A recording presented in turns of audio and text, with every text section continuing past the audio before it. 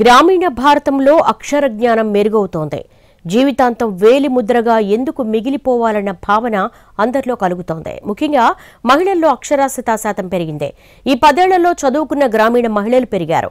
సమగ్ర శిక్షా అభియాన్, సాక్షర్ భారత్, పడ్నా లిఖ్నా అభియాన్, ఉల్లాస్ వంటి కార్యక్రమాలు మంచి ఫలితాలనిస్తున్నాయి. ఇల్లాలి చదువు ఇంటికి వెలుగని అన్నారు. ఈ మాట అక్షర సత్యం అవుతోంది.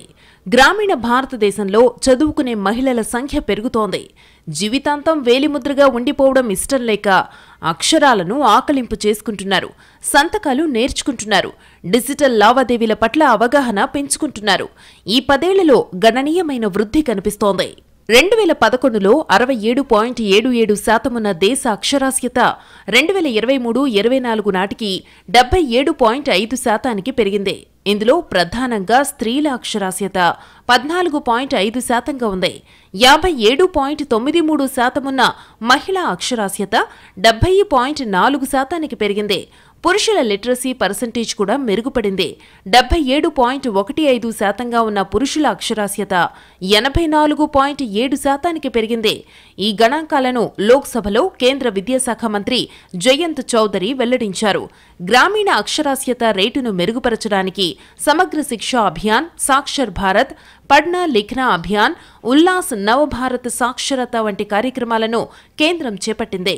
వీటి ఉద్దేశం రూరల్ ప్రాంతాలలో అక్షరాస్యతా శాతాన్ని పెంచడం, వయోజనుల్లో అక్షర జ్ఞానాన్ని నింపడం. ప్రస్తుతం ఇవన్నీ మంచి ఫలితాలను ఇస్తున్నాయనడానికి ఇందాక చెప్పుకున్న గణాంకాలే ఉదాహరణ. పల్లెల్లో చదువురాని వారికి చదువు నేర్పి, రాయటం నేర్పించి డిజిటల్ లావాదేవీలపై అవగాహన కల్పించేందుకు చేపట్టిన ఉల్లాస్ కార్యక్రమం ఇప్పుడిప్పుడే సత్ఫలితాలనిస్తోంది. ఉల్లాస్ మిషన్ ద్వారా 2 కోట్ల మంది లెర్నర్లుగా ఎన్రోల్ చేసుకున్నారు. ఈ పథకాన్ని హైబ్రిడ్ మోడ్లో అమలు చేస్తున్నారు. 26 భాషల్లో ప్రత్యేక మొబైల్ యాప్లను తీసుకొచ్చారు. ఈ కార్యక్రమానికి మహారాష్ట్రలో మంచి రెస్పాండ్ వస్తోంది. బీహార్లో ఇంకా ఎవరూ చొరవ తీసుకోలేదు.